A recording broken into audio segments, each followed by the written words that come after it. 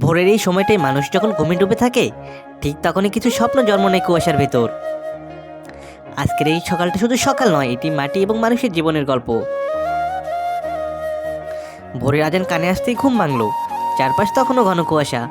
মনে হলো পুরো গ্রামটা যেন সাদা চাদরে ঢেকে আছে।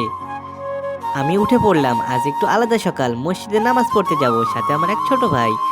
রাস্তা দিয়ে হাঁটতে হাঁটতে দেখি কুয়াশার ভিতর দিয়ে আলো জ্বলে উঠছে মসজিদের মিনারে। এই আলো শুধু নামাজের ডাক নয়, এটা শান্তির ডাক। নামাজ শেষ করে আমরা বের হলাম। কেউ বাড়ি ফিরছে, কেউ আবার কাজের খোঁজে রওনা দিচ্ছে। আমাদের পথটা একটু ভিন্ন। আমরা রওনা আমরা রওনা হলাম তেনাচিরা বিলের দিকে। এই বিলটা শুধু একটা বিল নয়, এটা অনেক মানুষের স্বপ্নের জায়গা। কেউ স্বপ্ন দেখে ফসলের, কেউ দেখে মাছের, কেউ আবার শুধু একটা ভালো দিনের। কুয়াশার ভিতর দিয়ে যখন হেঁটে যাচ্ছিলাম, চারপাশে শুধু নীরবতা, মাঝে মাঝে পাখির ডাক, আর দূরে কোথাও পানি ছলছল করছে এবং সাথে আছে পানির ছলছল শব্দ। এই শান্ত দৃশ্যের পাশে হঠাৎ চোখ পড়ে গেল একটা বড় ইটভাটা। কালো ধোঁয়া উঠছে, আগুন জ্বলছে, আর শুরু হয়ে গেছে দিনের কাজ। এই ভাটায় কাজ করে অনেক দিন মজুর। ভোরের আলো ফুর্তি তারা নেমে কাজে পড়ে।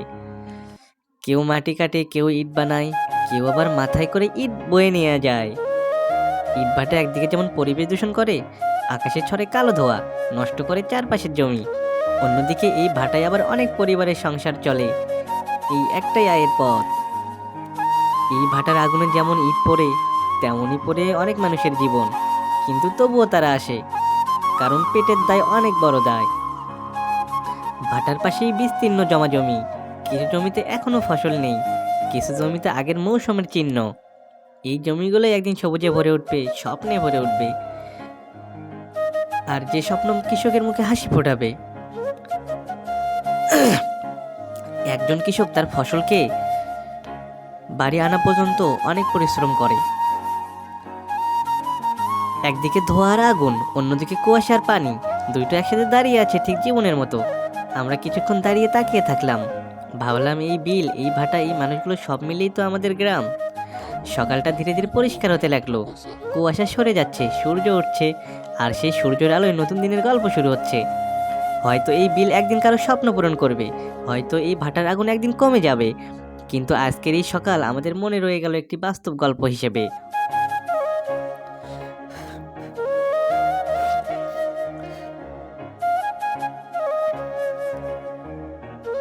ভোরেই ঘুম থেকে ওঠার পরে আজান ভেসে আসতে আমি উঠে পড়লাম। মনে এক ধরনের শান্তি। আজ মসজিদে যাব, সাথে আমার এক ছোট ভাই। রাস্তায় বেরোতেই পায়ের নিচে ভেজা মাটি, চারপাশে নিস্তব্ধতা।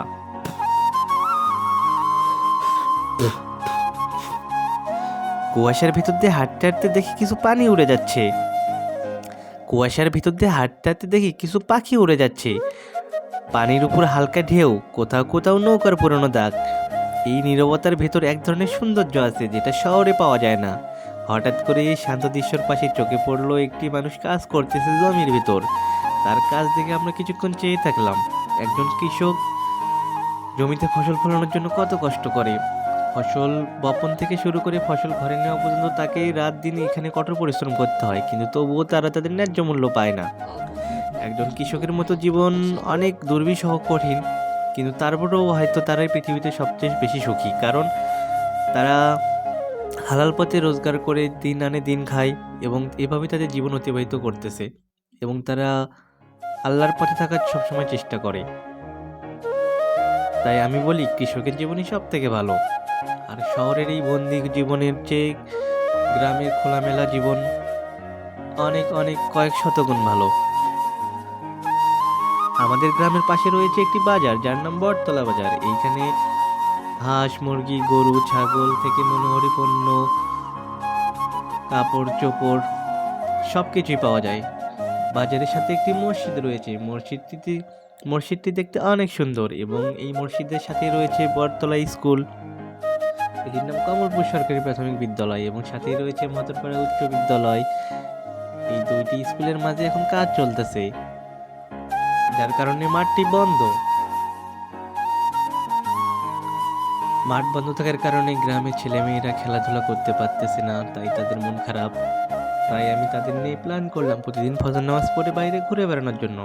আজকের মতো এখানেই শেষ করছি। আমাদের ভিডিওটি যদি আপনাদের ভালো লেগে থাকলে অবশ্যই লাইক করবেন, সাবস্ক্রাইব করবেন এবং আমাদের সবসময় সাপোর্ট করে যাবেন। আপনাদের সবার জন্য দোয়া রইলো, আমাদের জন্য দোয়া করবেন। সবাই ভালো থাকেন, সুস্থ থাকবেন। আল্লাহ আপনাদের ভালো রাখুক, সুস্থ রাখুক, এই কামনাই করে আজকের মতো এখানেই শেষ করছি। আল্লাহ হাফিজ। আসসালামু আলাইকুম ওয়া রাহমাতুল্লাহি ওয়া বারাকাতুহু।